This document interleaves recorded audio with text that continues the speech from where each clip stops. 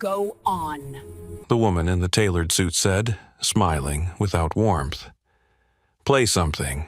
Or is the piano too prestigious for a janitor?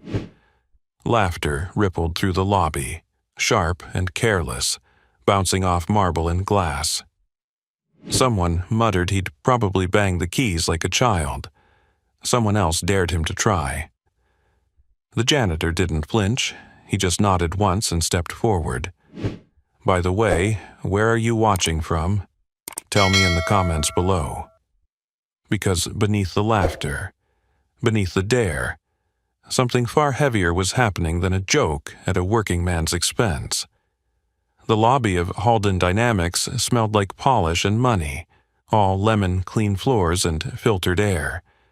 The piano sat under the chandelier like a trophy no one was allowed to touch, glossy and ceremonial, rolled out for donors and galas. It wasn't meant for hands like his. Everyone there knew that. The CEO certainly did.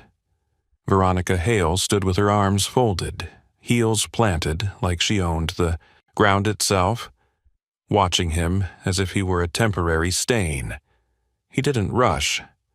That was the first thing that unsettled a few people. He set his mop bucket aside carefully, straightened his worn jacket, and walked toward the piano with the same calm he brought to everything else. No apology, no defiance, just steadiness. The kind that comes from surviving worse things than laughter. Ethan Calder had learned that calm the hard way. Most nights, he moved through this building unseen, cleaning up after people who never noticed the hands that erased their messes. He knew the sounds of the place better than anyone.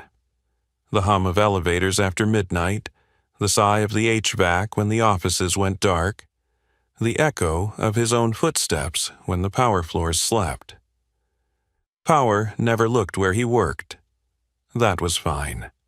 Power had never kept him warm at night or helped his daughter with her homework. The bench was cool when he sat. For a brief second, his fingers hovered above the keys and something old and sharp stirred in his chest. Not regret, memory. The weight of it pressed in, but he breathed through it like he always did. Across the lobby, Veronica's smile tightened. She expected fumbling, noise, proof that she was right about the world and where people belonged in it.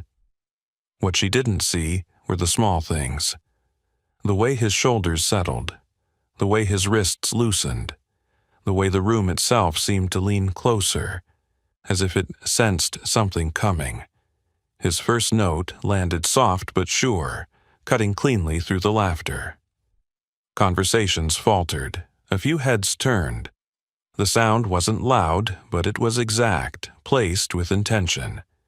The second note followed, then a third, and suddenly the piano wasn't a prop anymore. It was a voice. The change wasn't instant. It crept. Smiles faded. Phones lowered. Even the security guards by the doors found themselves standing straighter, eyes fixed forward. The music grew, not in volume but in depth, filling the wide space with something human and aching. Ethan wasn't thinking about the CEO anymore. He was thinking about a small kitchen table at dawn, about a little girl humming while she packed her school bag, about promises he'd made and kept even when it hurt. His hands moved with quiet authority, years of discipline flowing back into muscles that never forgot, no matter how long they'd been denied this language.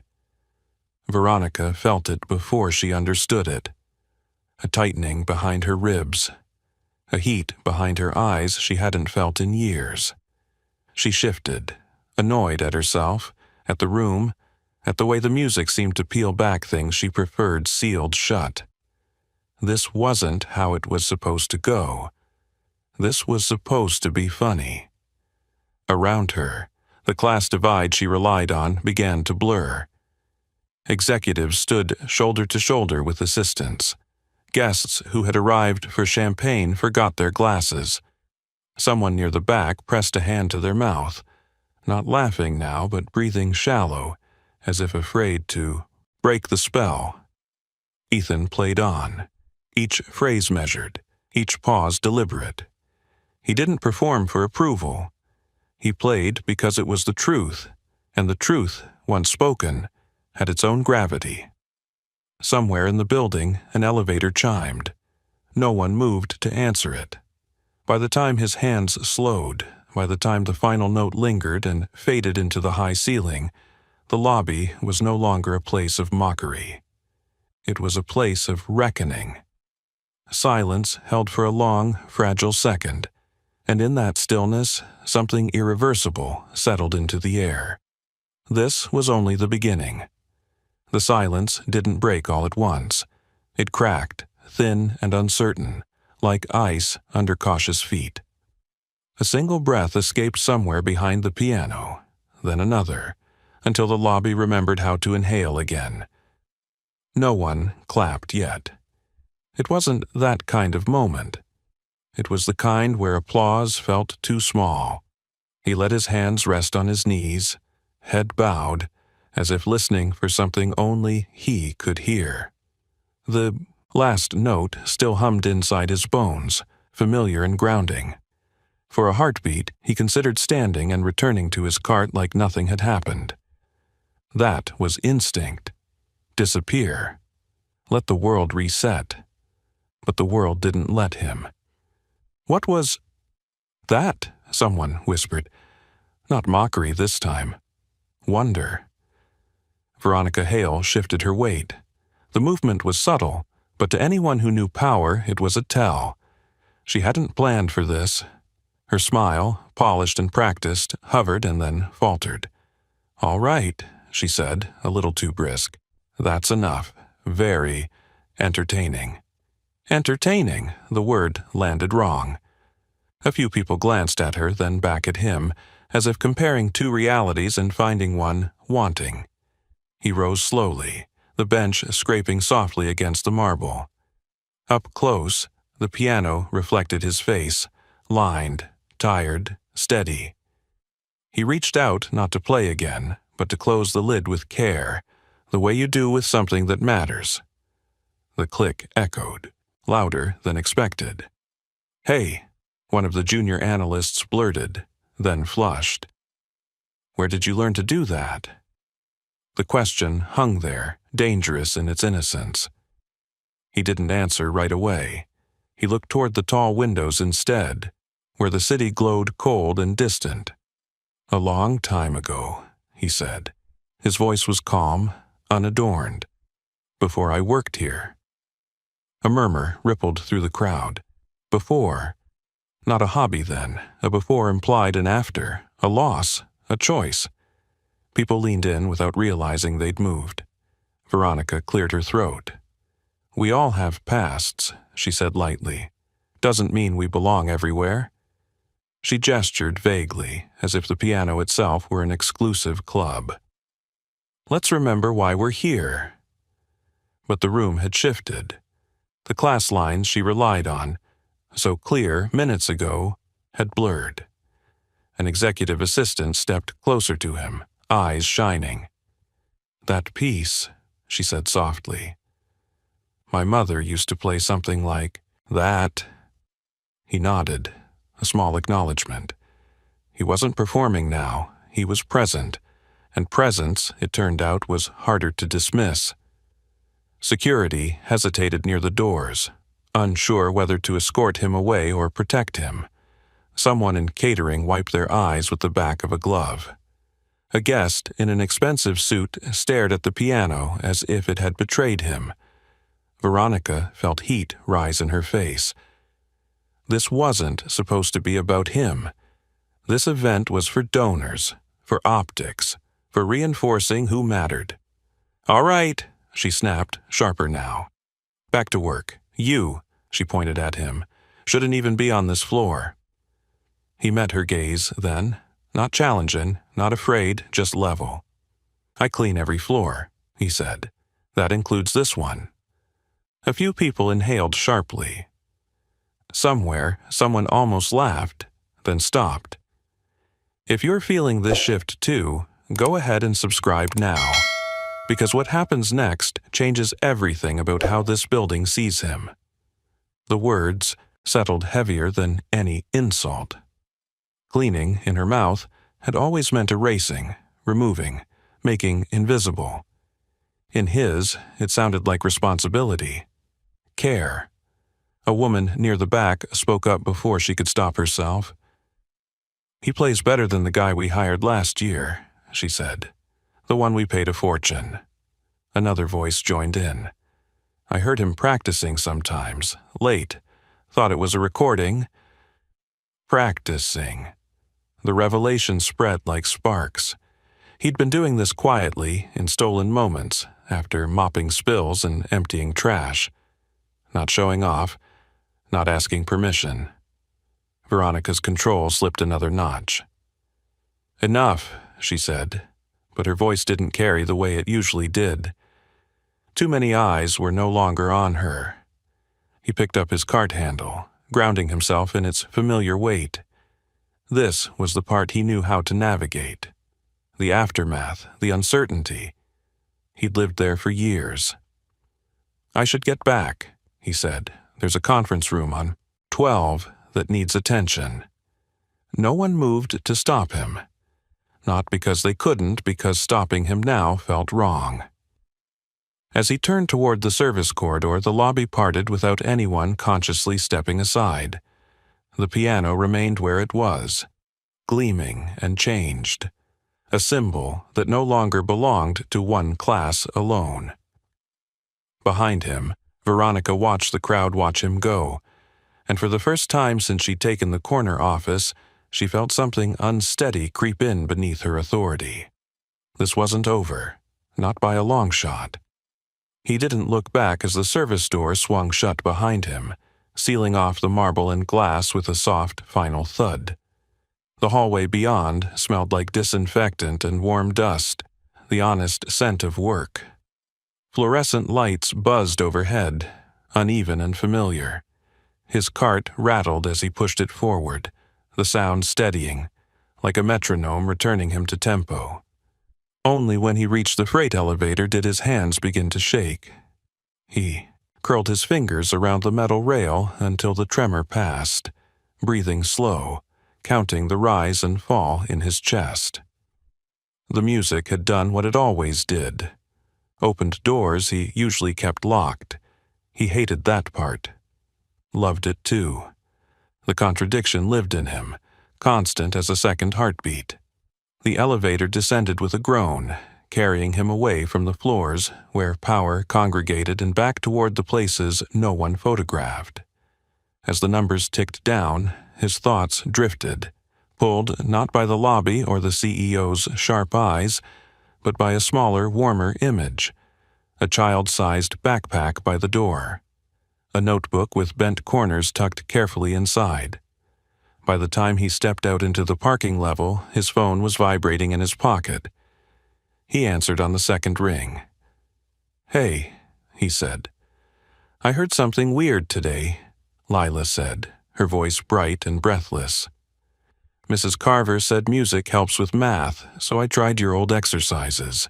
His mouth softened despite himself. "Wait, did you?" "Yeah, I messed up at first." A pause. "But then I remembered what you said, about not rushing." "That's my girl," he murmured. "I used the blue notebook," she added, almost shy. "The one you said was important." His steps slowed, the blue notebook. He could see it without trying. The faded cover, the spine taped more times than he could count, the pages filled with pencil marks and careful annotations. He'd meant to throw it away once. Couldn't. It felt like erasing proof that he'd been someone else. "That notebook's yours now," he said gently. "You know that." "I know. I just wanted you to know I was careful." She hesitated. "Dad? Yeah? Did something good happen today?" He leaned against a concrete pillar, the cool seeping through his jacket. For a moment, he considered lying, saying it was just another shift, protecting her from the complications of adult pride and public cruelty. But she deserved truth, even the complicated kind. "Something unexpected happened," he said, I played the piano at work. Silence, then a sharp inhale. You never play there. I know. Were you scared? A beat. A little. Did it sound like when you play at home? He pictured the narrow living room, the old upright piano they'd rescued from a neighbor's curb, the way she sat beside him, swinging her legs, listening like every note mattered. Yeah, he said, it did. That's good, she said with quiet certainty. Then it was real. They said goodbye soon after, her attention already pulled toward homework and snacks. He slipped the phone back into his pocket and stood there longer than necessary, letting the echo of her voice settle him. Whatever else happened, this mattered more. When he finally drove home, the city blurred past in streaks of light. His apartment greeted him with familiar creaks and the faint smell of reheated soup. The blue notebook lay open, on the coffee table, pencil resting across the page where Lila had practiced. The notes were uneven, tentative, but earnest. He traced one line with his finger, throat tight. Back across town, in a corner office high above the street, Veronica Hale stared out at the skyline, untouched drink sweating onto her desk. The image of him at the piano refused to fade. It irritated her. Worse, it unsettled her. She prided herself on reading people, on understanding leverage, but she hadn't understood that moment at all. Find out who he is, she said into the phone, voice low. The janitor. In the quiet of his living room, he closed the notebook carefully and set it beside the piano bench. He didn't know what tomorrow would bring. He only knew that something had shifted, pulled into motion by sound and memory, and a dare meant to humiliate. He turned off the light and sat in the dark, listening to the building breathe, the world holding its breath with it. Morning came thinner than usual, light slipping through the blinds like it was unsure it belonged there. He woke before the alarm, the echo of last night's music still faint in his chest, the kind of echo that didn't fade so much as settle. For a few seconds he lay still, listening to the distant cough of pipes and the soft rhythm of his daughter's breathing down the hall. Normal sounds, safe sounds. He rose quietly, brewed coffee, packed lunches. Routine was a shield.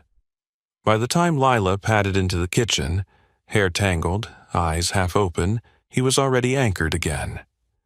"You're up early," she said, climbing onto her chair. "Couldn't sleep," he replied lightly. She studied him over the rim of her cup. Kids noticed everything. "Did you dream about the piano?" He smiled, despite himself. "Maybe." She nodded, satisfied, as if that explained the state of the universe. They talked about spelling tests and a science project involving magnets. He listened, answered, tied her shoes, walked her to the bus. When it pulled away, she waved until he was a blur behind glass. Only then did the weight of the day press in. By the time he reached the building that evening, the atmosphere had shifted. Not dramatically, subtly. Too subtly for anyone who didn't know how buildings felt when something was off. Conversations dipped when he passed. A few people looked at him longer than necessary, curiosity sharp behind their eyes. He kept moving. In the service locker room, a maintenance tech glanced up from his phone. "Hey," the man said, "you, busy later?" "Same as always," he answered, hanging up his jacket. The tech hesitated. "My wife used to play," he said, "piano, before she got sick." He swallowed. "What you did last night, that meant something." He nodded once. "I'm glad." Word traveled like that. Not loudly.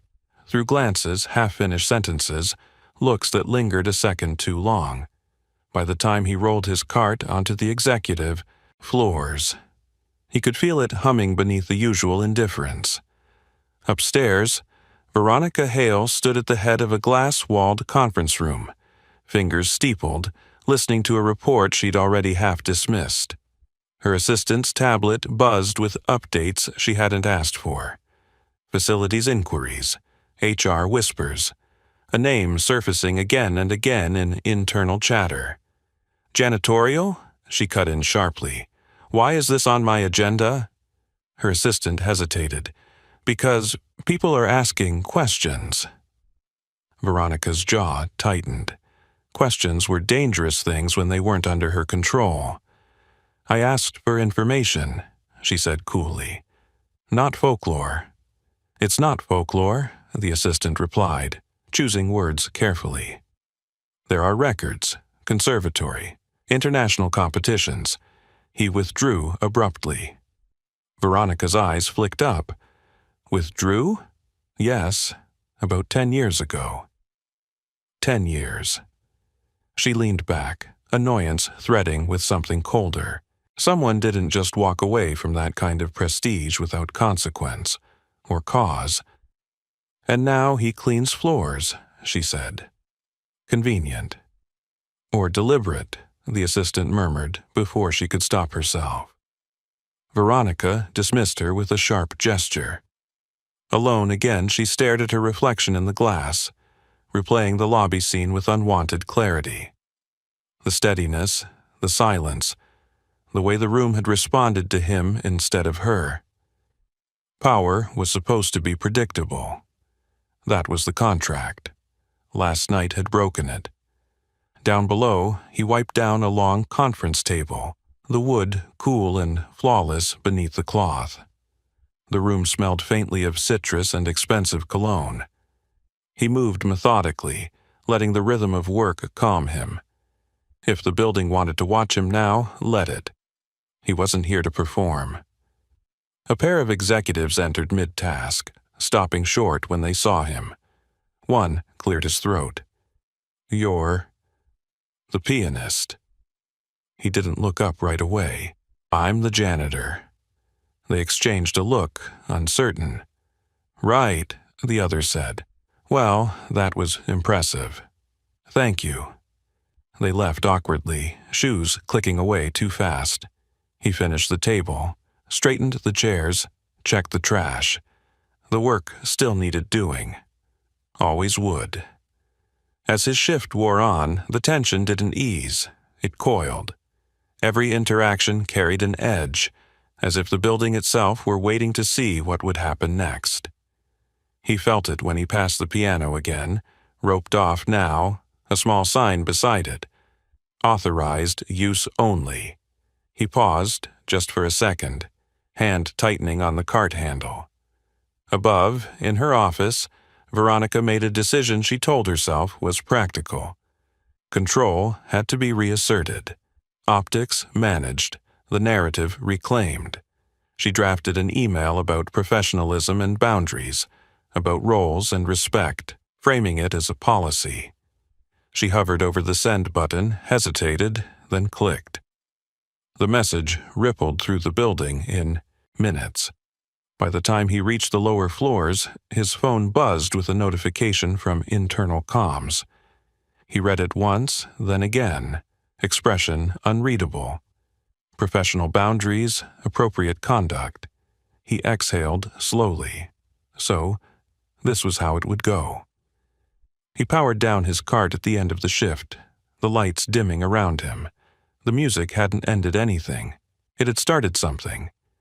And whether he wanted it or not, the next movement was already underway. The email followed him like a shadow the next day, printed out and taped crookedly to the bulletin board by the time he clocked in. Professional boundaries. Appropriate conduct. It was written in careful corporate language, but the message underneath was blunt. Know your place. He read it once, then let his gaze drift past it to the other notices. Lost gloves, schedule changes, a birthday cake sign-up. Life went on. Policies came and went. Floors still needed cleaning. Still, the building felt tighter, like someone had turned a dial he hadn't noticed before. Supervisors lingered longer when he worked near executive spaces. Security glanced his way more often. Not hostile, watchful, the kind of attention meant to remind someone they were being observed. He kept his head down. That was how you survived. Midway through his shift, he was assigned to the atrium level, a public-facing space usually handled by a different crew. The reason wasn't explained. It didn't need to be. Glass walls rose 3 stories high, sunlight spilling in even at dusk, and at the center sat the piano, still roped off, still gleaming. The sign remained, authorized use only. He worked around it carefully, polishing railings, emptying bins. Every pass near the piano tugged at something inside him, but he ignored it. He'd opened that door once. He wouldn't force it again. A small crowd gathered near the coffee bar, employees lingering after hours, murmuring. He caught fragments as he passed. Saw the video. Someone recorded it. Can't believe they sent that email after. My sister studied music, that wasn't amateur. He didn't stop. Rumors were their own kind of weather. You waited them out. Near the end of the shift, a woman he recognized from accounting approached, clutching a tablet to her chest. She looked nervous, like she was crossing a line she'd rehearsed stepping over. "Excuse me," she said. "I just wanted to say thank you." He paused. "For what?" "My dad passed last year," she said quietly. "He used to play. What you played, it sounded like him." Her eyes shone, but she smiled. "I needed that." He nodded, throat tight. "I'm glad it helped." She hesitated, then leaned in a fraction. "They shouldn't treat you like that," she added, glancing at the piano, the rope. "Some of us noticed." Some of us. The phrase stayed with him long after she walked away. If you're noticing it too, this quiet shift, this pressure building, go ahead and subscribe now, because the moment they try to shut him down is the moment everything changes. Upstairs, Veronica Hale watched the atrium from a balcony outside her office, coffee untouched beside her. The rope around the piano was her idea, a visual reminder, boundaries made physical. She told herself it wasn't personal, it was necessary. And yet, she couldn't ignore the way people clustered there now, drawn not by policy but by memory. The piano had become a fault line, a symbol she hadn't intended. Every whisper, every sideways glance chipped at the clean hierarchy she'd spent years constructing. Her phone buzzed. Facilities. HR. A note about increased foot traffic around the atrium, about morale discussions happening off-script. She exhaled sharply. This was getting out of hand. "Set up a meeting," she said into the phone. "Tomorrow, all hands, atrium." "Topic?" the voice asked. "Culture," Veronica said. "Professional, standards." She ended the call and stared down at the floor below, at the man moving methodically with his cart, the picture of compliance. That steadiness again. It infuriated her more than defiance ever could. Down below, he finished his route and powered down the cart. As he headed for the locker room, a security guard caught up to him. "Hey," the guard said, low voice, "just so you know, tomorrow might be rough." He met the man's eyes. "Thanks for the warning." "People are on your side," the guard added, "even if they don't say it loud." He considered that, then nodded. "That's enough." At home that night, Lila sat cross-legged on the floor, the blue notebook open in her lap. "I wrote something," she said, excitement bubbling. "Not good yet, but it's mine." He listened as she played, fingers careful, searching. The melody wobbled, then found its footing. Pride swelled in him, fierce and protective. Whatever happened tomorrow, this was why he'd stayed silent for so long, why he'd walked away once. For this future, fragile and bright.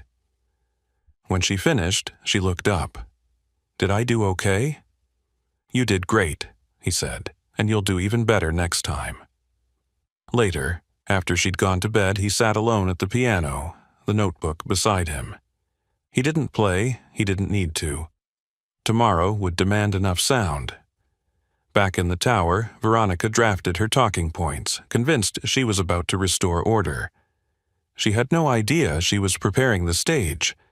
The atrium lights dimmed for the night, the piano waiting in the half-dark, roped off but restless, like a truth that refused to stay quiet. The atrium filled earlier than usual the next afternoon, voices overlapping in a way that felt less like anticipation and more like bracing. Chairs had been arranged in neat rows beneath the glass ceiling, angled toward a small stage where a podium waited. The piano sat just off to the side, still roped, its surface catching the light like it was listening. He arrived with his cart as instructed, told to remain available in case of spills or technical issues. That phrasing stuck with him. Available, as if he were a tool on standby. He positioned himself near a service column, hands resting lightly on the handle, eyes lowered, but senses wide open. The building hummed differently today, electricity crawling under the polished calm. People filed in from every level, executives in tailored jackets, analysts clutching notebooks, assistants whispering as they took seats. A few glanced toward him, quick and unreadable. Others looked deliberately away. The divide had never felt thinner or sharper. Veronica Hale stepped onto the stage right on time, heels clicking once before she stopped behind the podium. The room quieted almost immediately. She waited for it, that silence bending toward her like muscle memory, then began. Her voice was smooth, confident, calibrated for control.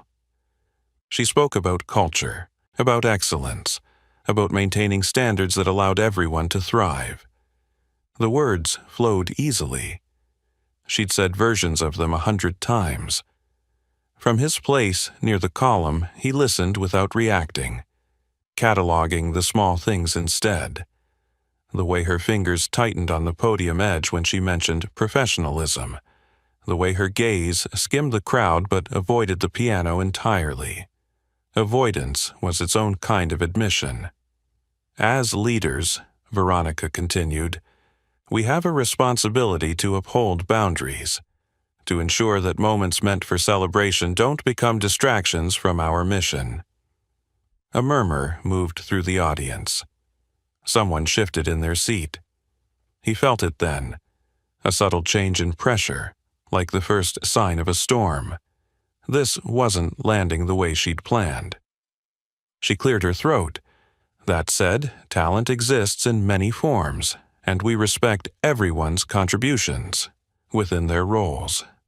Within their roles, the phrase landed like the line drawn in chalk.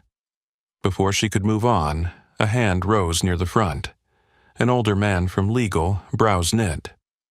With respect, he said, standing, last night wasn't a distraction. It reminded people why they came here in the first place. Veronica's smile held, but only just. I'm not sure I follow. He gestured toward the piano. That music, it brought people together. Morale's been strained lately. A few nods followed. Another hand rose, then another. The room began to speak back, politely at first, then with growing confidence. Stories surfaced. Late nights eased by hearing someone practice softly. Moments of unexpected calm in a relentless place. Veronica listened, jaw set, as control slipped incrementally from her grasp. This was not in her talking points. From the side, he watched the arc unfold with a strange detachment. He hadn't intended this. He hadn't asked for allies.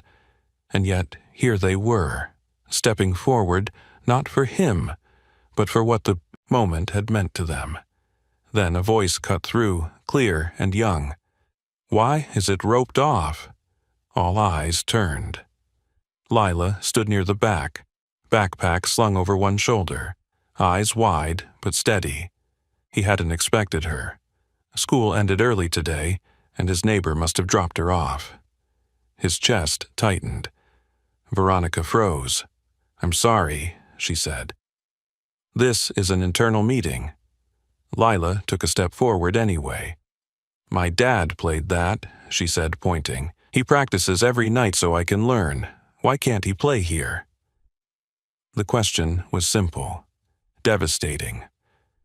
A ripple moved through the crowd, softer now, charged with something like shame. He felt heat rise to his face, fear and pride tangling. "Lila," he said gently, but she didn't look back. Veronica's composure cracked. For the first time, she looked directly at him, not as staff, not as a problem, but as a person with history and consequence. The answer she'd rehearsed evaporated. Boundaries sounded, hollow in the face of a child's logic. "This isn't about permission," Lila added quietly. "It's about listening." Silence fell, heavier than before. In that stillness, something became undeniable. The truth was no longer a rumor or a leak. It stood there, backpacked and brave, tying the music to a future Veronica couldn't dismiss without revealing exactly who she was. Security hovered uncertainly. HR glanced at Veronica, waiting. The rope around the piano suddenly looked absurd, a flimsy barrier against what had already crossed. He stepped forward then, just enough to stand beside his daughter.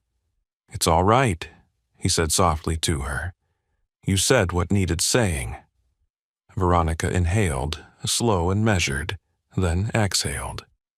When she spoke again, her voice was quieter, stripped of polish. "Perhaps," she said, "we should hear it again." The rope was untied. The room held its breath as he approached the piano, not as a dare this time, but as an invitation. The discovery was complete. Whatever came next would be witnessed, remembered, and impossible to erase. The rope fell away with a soft scrape against marble, a small sound that carried farther than anyone expected. He didn't move right away. Neither did the room. Dozens of people stood suspended between what had been and what might be, eyes fixed on the space he was about to cross. He felt his daughter's hand slip into his, warm and steady. "Go," she whispered, barely audible. He nodded once, then let go and stepped forward alone. Each step toward the piano felt heavier than the last, not with fear, but with consequence. This wasn't a dare now. It wasn't rebellion. It was consent, given reluctantly, publicly, by a system that rarely admitted it could be wrong. He was keenly aware of every sound, the rustle of fabric, the hum of the building, the distant city pressing against the glass. Veronica stood off to the side of the stage, posture rigid. Her face was carefully neutral, but inside, her thoughts churned. She had built her authority on clarity, on knowing exactly where every line was drawn. This moment erased a line she'd relied on for years, and she didn't know yet what would replace it. He reached the bench and paused, fingers brushing the edge of the keys without pressing them. The piano was warm under the lights, alive in a way it hadn't been moments ago. He sat, adjusted the bench by instinct, and closed his eyes briefly, not to escape, but to center himself. When he began, the first notes were quieter than before. Not tentative, but intimate, like a conversation meant for close company. The sound spread outward in gentle waves, filling the atrium without overwhelming it. People leaned forward without realizing they'd moved. He chose a piece that unfolded slowly, layering emotion with restraint. It spoke of endurance, of holding something precious through long stretches of silence. The melody carried both loss and resolve, weaving them together until they were inseparable. His hands moved with controlled ease, muscle memory answering without conscious command. The crowd responded not with murmurs this time, but with stillness. A collective listening settled in, deeper and more focused than before. This wasn't spectacle, it was testimony. Lila stood near the back, chin lifted, eyes shining. She recognized fragments, phrases he'd taught her, patterns they'd practiced together at home. Hearing them here, amplified and honored, made her chest swell. This was her father, exactly as she'd always known him, finally seen. Veronica felt the music reach places she kept guarded. Images surfaced unbidden. A childhood piano lesson abandoned for practicality, a choice framed as necessary and never revisited. She swallowed hard, unsettled by the realization that the thing she'd dismissed as distraction was, in fact, discipline of another kind. One she'd failed to respect. As the piece grew, so did its authority. The piano seemed to command the space, bending attention toward it, toward him. The atrium's glass ceiling reflected the lights like a constellation, and for a fleeting moment, the building felt less like a machine and more like a shelter. He let the final chord ring longer than expected, allowing its resonance to fade naturally into silence. When his hands finally lifted, the absence of sound felt deliberate, complete. No one clapped right away. Again, applause felt insufficient. People breathed, some shakily. A few wiped at their eyes without embarrassment. Then someone stood. Then another. The sound of clapping began, hesitant at first, then surging, filling the atrium with a force as undeniable as the music had been. It wasn't polite appreciation. It was recognition. He stood slowly, acknowledging the room with a slight bow that spoke of respect rather than submission. His gaze found his daughter's. She grinned, unabashed. Veronica stepped forward before the applause fully died down. Her voice, when she spoke, carried without amplification. "Thank you," she said, and for once it wasn't a performance, it was an admission. He met her eyes, expression calm. He didn't need more than that, not now. Around them, something had shifted permanently. Conversations sparked, faces softened, roles blurred. The piano, once roped and distant, stood open and undeniable, no longer a symbol of exclusion, but of shared experience. As he walked back toward his daughter, the weight he'd carried for years felt lighter, redistributed among witnesses who could no longer claim ignorance. Whatever came next, meetings, consequences, change, it would unfold in the open. The music had done its work. The applause ebbed slowly, like a tide reluctant to retreat, leaving behind a charged quiet that felt nothing like the earlier silences. People didn't rush back to their seats or check their phones.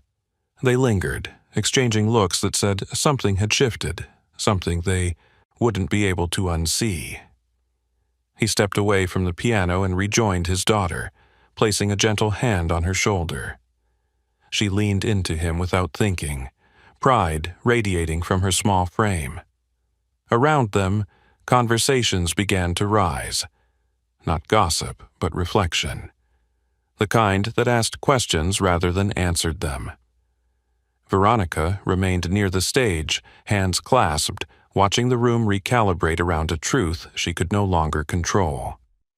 She'd invited this meeting to reinforce order.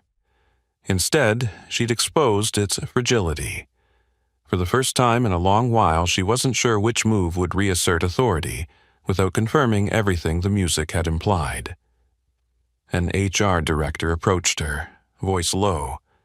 "People are responding. Strongly." "Yes," Veronica said. "I see that." Another executive joined them, then another. Not in deference, but expectation. They waited for her to name what had just happened, to frame it, to neutralize it. She felt the weight of their attention press in, heavier than any boardroom negotiation. Across the atrium, he listened with half an ear as co-workers spoke to him, thanking him, sharing fragments of their own lives, connecting the music to memories they hadn't revisited in years. He responded kindly but briefly. He didn't want this to turn into something transactional. Recognition was not a currency he trusted. A facilities supervisor cleared his throat. "There's talk," he said carefully, "about maybe incorporating music into company events. Officially." He nodded, non-committal. "That's up to you." "But you'd—" The man stopped himself, glancing at the CEO's cluster. "Never mind. If this moment resonates with you, if you've ever watched quiet excellence finally surface, go ahead and subscribe now, because the hardest part isn't being seen, it's what comes after." Lila tugged at his sleeve. "Are you in trouble?" she asked softly. He crouched to her level. "No," he said honestly, "not for this." "Good." She smiled, satisfied. "Because you were supposed to be heard." The meeting dissolved without formal closure. People drifted back to work, but the building didn't snap back into its old shape. It stretched, tentative, accommodating a new reality. The piano remained where it was, rope gone, sign discarded. An object transformed by use. Later that evening, as the atrium emptied, Veronica stood alone by the keys. She didn't sit. She simply looked, fingers hovering over the polished surface without touching. For years, she'd believed control meant limiting variables, keeping passion in check. Tonight had dismantled that belief in front of everyone who mattered. She turned as he approached, cart rolling quietly beside him. "You didn't have to do that," she said. "I know. You could have walked away." "Yes. Why didn't you?" He considered the question, not defensively but thoughtfully.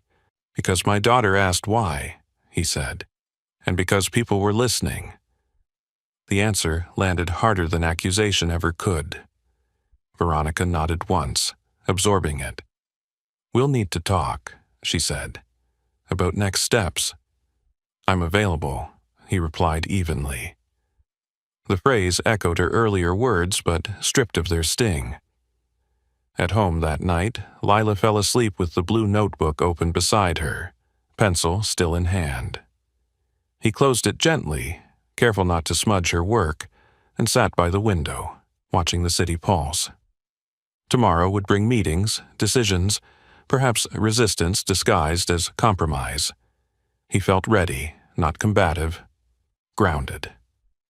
Back at the tower, an email draft sat unsent in Veronica's inbox, its language already outdated. She deleted it and began again, this time without rehearsed distance. Words came slower. More honestly, the victory wasn't complete. It wasn't supposed to be. But the preparation was done. The stage was set, not just for acknowledgement, but for consequence. And for the first time, the man power had overlooked stood exactly where it could no longer ignore him. The next morning arrived with an unnatural calm, the kind that settles in after something loud has reshaped the air. He felt it as soon as he stepped into the building, a quiet awareness trailing him through the doors. People didn't stare outright. They did something stranger. They acknowledged him. A nod from security that lingered a beat longer. A soft mourning from someone who had passed him for years without seeing him. It wasn't reverence, it wasn't pity, it was recognition. Cautious and still unsure how to behave. He kept moving, cart rolling steadily beside him. Recognition could turn fickle if you leaned into it too hard. By mid-morning, the email circulated. It wasn't long. No corporate fog. Just a subject line that pulled attention in. Atrium Assembly. Follow up. Veronica Hale's name sat beneath it. Unmistakable. He read it once while standing near the supply closet, then folded his phone back into his pocket. There would be another gathering, this time intentional. Upstairs, Veronica stood by the window of her office, arms crossed, watching the city move below. The applause from yesterday replayed in her mind, unwelcome and persistent. Applause wasn't part of her usual calculus. She dealt in metrics, outcomes, shareholder confidence. What had happened in the atrium didn't fit neatly into any of those categories, and yet it had disrupted all of them. She'd spent the night reviewing his file, or what little of it existed internally. Employment start date. No complaints, no commendations. Clean record. It was the absence that bothered her most. Someone like him didn't simply erase a past that substantial. They chose to. Her assistant knocked lightly and entered without waiting. "The board's asking questions," she said, not accusatory, curious. Veronica exhaled. "Of course. They are. They've also received feedback from staff." Veronica turned. "Positive?" The assistant hesitated, overwhelmingly. That word landed heavier than any criticism. Overwhelming meant momentum, and momentum, once public, demanded direction. If she didn't shape it, someone else would. By the time the atrium filled again that afternoon, the mood had changed from tension to expectancy. This wasn't a reprimand disguised as culture. This was something else. Chairs were arranged differently this time, closer together, less rigid. The piano sat unguarded, a quiet constant at the edge of the space. He stood near the side, not hidden, not centered, exactly where he was comfortable. Veronica took the stage without preamble, no rehearsed cadence, no podium shield. She stood with her hands visible, an intentional vulnerability. "Yesterday," she began, "something happened here that I didn't plan for." The room stilled. I responded defensively. She continued, "Out of habit, out of fear of losing control. That was a mistake." A ripple moved through the crowd, surprise evident in posture and breath. Admissions were rare currency at this level. "I want to be clear," she said. "What we witnessed wasn't a breach of professionalism. It was a reminder of humanity, and we don't get to define where that comes from." Eyes shifted toward him, then back to her. She followed their gaze, turning fully to face him now. "You deserved better than how I treated you." The words were simple, public, irreversible. He didn't respond immediately. He felt the room hold its breath again, waiting to see how dignity answered acknowledgement. When he spoke, his voice was steady. "I didn't play to make a point," he said. "I played because I was asked to be less than I am." Something in that reframed the entire exchange. This hadn't been about defiance. It had been about refusal. Veronica nodded once. "Understood." She turned back to the room. "We're reviewing how we recognize contributions across this company, not as optics, as practice." A pause. "And we'll start by listening more carefully." The meeting ended without applause this time. It didn't need it. Afterward, people approached him more deliberately now, not with gratitude alone, but with curiosity that respected distance. A software lead asked about lessons for his daughter. A facilities manager mentioned unused budget lines for arts programming. Conversations rooted in possibility rather than spectacle. Later, as he cleaned a conference room overlooking the city, Veronica appeared in the doorway. No entourage, no assistant, just her. "I won't pretend this fixes everything," she said, "but I want you to know I see you now." He met her gaze, considering. Seeing is a start. She nodded, accepting the boundary. "We'll talk again." When she left, he finished the room in silence, The city stretched out beneath him. The victory wasn't loud, it wasn't complete, but it was real. At home that evening, Lila showed him a new melody she'd written, hesitant but hopeful. He listened, correcting gently, encouraging more. As she played, he realized something had shifted not just at work, but in him. He no longer felt like he was waiting to be discovered. He had been witnessed. The days that followed settled into a strange new rhythm, quieter but heavier with implication. He noticed it in the way meetings ended earlier, in how managers paused before speaking to staff who used to blend into the background. The building hadn't transformed overnight, but it had begun to question itself, and that questioning carried weight. He moved through his shifts as he always had, cart steady, motions efficient. The work grounded him. Yet now, when he passed glass-walled offices, conversation sometimes stopped not out of discomfort, but consideration. People were thinking before they spoke. That was new. Veronica felt the shift too, though from a different altitude. Board members requested briefings that had nothing to do with quarterly projections. Donors referenced the atrium performance in emails meant to discuss funding. Even press inquiries danced around the edges, careful but persistent. She managed each interaction with measured responses, aware that any misstep would confirm a narrative she could no longer fully control. What unsettled her most wasn't scrutiny. It was the realization that authority without empathy had limits she'd ignored for years. An internal announcement followed midweek. A pilot program, arts and wellness initiatives, cross-level forums designed to surface overlooked talent. The language was careful, but the intent was clear enough for those paying attention. The piano was mentioned specifically, now designated as a shared instrument, open for scheduled use. He read the announcement in the break room, folded it, and placed it in his pocket without comment. Change, framed from above, always came with conditions. He'd learned that long ago. Still, the fact that it existed at all marked something irreversible.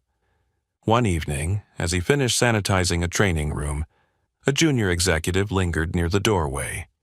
"I wanted to apologize," the man said abruptly, "for laughing that first night." He regarded him calmly. "All right." "I didn't think," the man continued. "I've been thinking since." "That's usually how it goes," he replied, not unkindly. The man nodded, relief flickering across his face, then left. The encounter stayed with him, not because it felt like justice, but because it felt like a small correction in a much larger imbalance.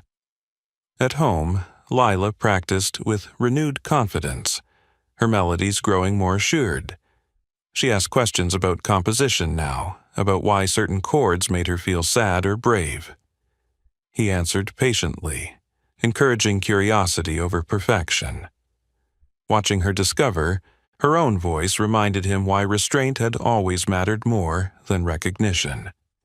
Back at the tower, Veronica stood alone in the atrium one evening, long after most employees had gone.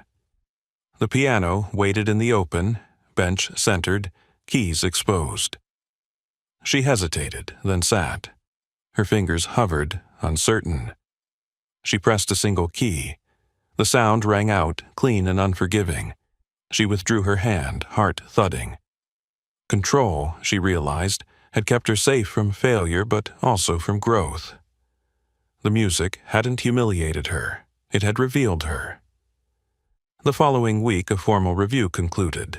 No disciplinary action, no reassignment.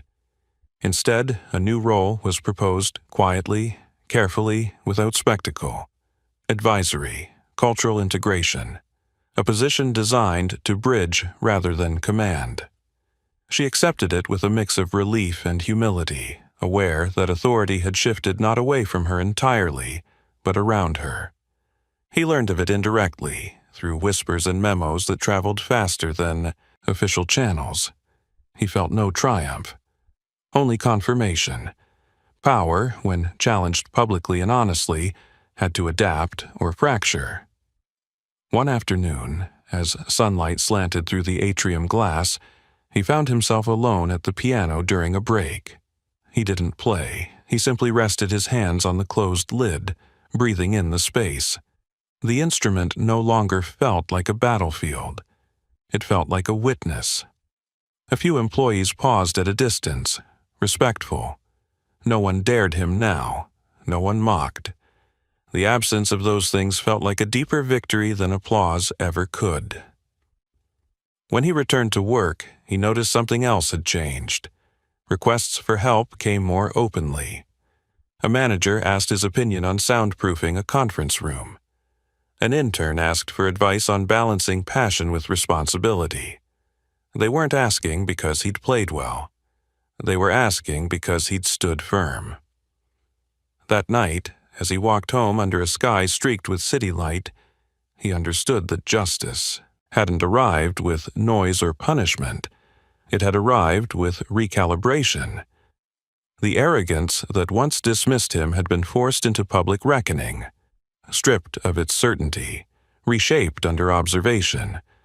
The building behind him glowed, still powerful, still imperfect, but altered.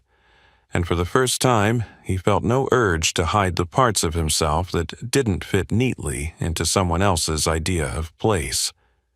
The reversal was complete. What remained was the work of living inside it. The recalibration didn't end with announcements or quiet apologies. It revealed itself in smaller, harder-to-measure ways, the kind that only became visible once you were paying attention. He noticed it when the maintenance schedules were revised with input from the people who actually ran them. When break rooms were upgraded without fanfare, when voices that used to trail off mid-sentence were allowed to finish their thoughts. Respect, he realized, was contagious when it was practiced instead of proclaimed. He remained where he was by choice. The new advisory role Veronica had accepted didn't come with his name attached, and he hadn't been offered anything that resembled promotion. That was fine. Titles had never protected what mattered most to him. Stability did. Time did. Being able to walk his daughter to the bus without checking his email did. And yet, he was no longer invisible. One afternoon, a facilities planning session spilled into the atrium. Whiteboards wheeled out where the piano used to be roped off. He was asked, not told, to weigh in on acoustics, on how sound traveled through glass and stone. He explained simply, drawing on years of listening more than speaking. People took notes. No one laughed. Veronica observed these moments from a distance, learning to occupy space without dominating it. The transition wasn't easy. She felt the loss of absolute authority keenly, especially in rooms where her word used to end discussions. But she also felt something unfamiliar beneath that loss. Relief. Decisions no longer rested entirely on her shoulders. Listening, she discovered, was less exhausting than control. Their conversations, when they happened, were brief and direct. No power games, no false warmth. Once, near the elevators, she said, "You changed more than you know." He replied evenly, "You did that yourself." She accepted that without argument. At home, the change manifested differently. Lila's confidence bloomed, no longer cautious, her music filling the apartment with exploratory joy. She talked about performing at a school assembly, about teaching her friends what she'd learned. He encouraged her, careful not to turn joy into expectation. This was her path to walk, not his legacy to reclaim through her. One evening, she asked, "Do you miss it, playing like that, for lots of people?" He considered before answering. "Sometimes," he said, "but I don't miss who I had to be to keep doing it." She nodded, thoughtful. "I like who you are now."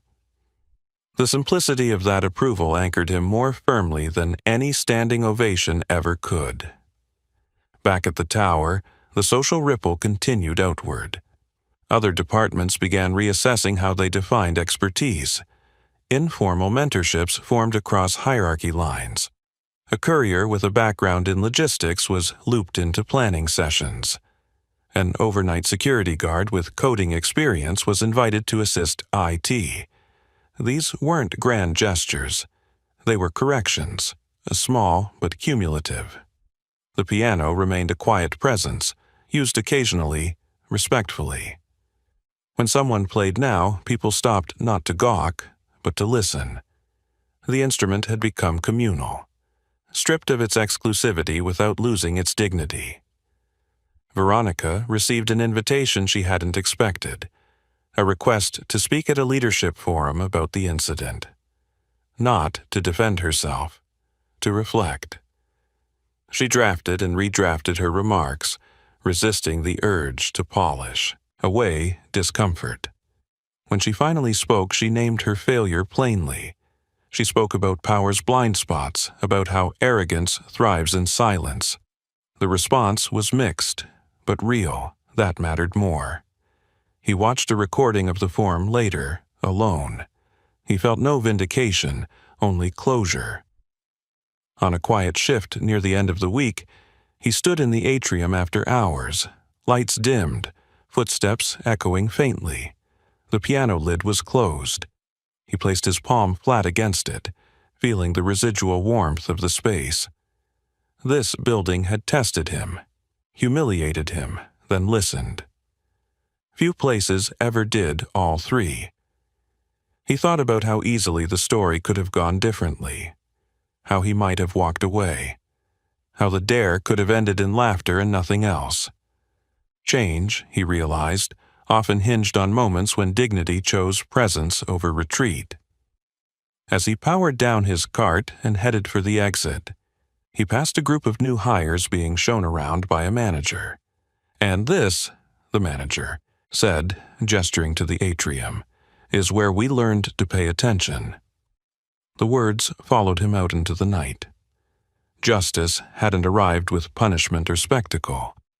It had arrived with exposure, humility, and the slow, deliberate rebuilding of respect. The arrogance that once dismissed him hadn't been destroyed. It had been forced to evolve under witness. He walked home beneath the city lights, shoulders lighter, steps unhurried. Tomorrow would look a lot like today. And that, finally, felt like enough. The building settled back into its routines, but they were no longer the same routines he'd first learned by heart. He noticed it in the quieter mornings, in the way the atrium no longer felt like a stage reserved for power, but a shared passageway. People crossed it with less hurry now, sometimes pausing, sometimes listening when someone played a few notes before work. No one owned the sound. That mattered. He finished his shift early one evening, the cart humming softly as he returned it to its place. The lights dimmed automatically behind him, floor by floor, until the tower felt almost gentle. Outside, the city waited, restless as ever. Inside, something had eased. At home, Lila sat at the piano, legs tucked beneath her, the blue notebook open beside her. She was working through a piece she'd written herself. Stopping, correcting, starting again. He watched from the doorway, careful not to interrupt the fragile concentration on her face. When she finished, she looked up. "I think I know how it's supposed to end now." "How's that?" he asked. She shrugged. Not loud, just true. He smiled. "That sounds right." They ate dinner together, talking about small things. A science quiz, a friend who wanted to learn piano, a question about why some buildings felt welcoming and others didn't. He answered as best he could, framing the world honestly without making it heavy.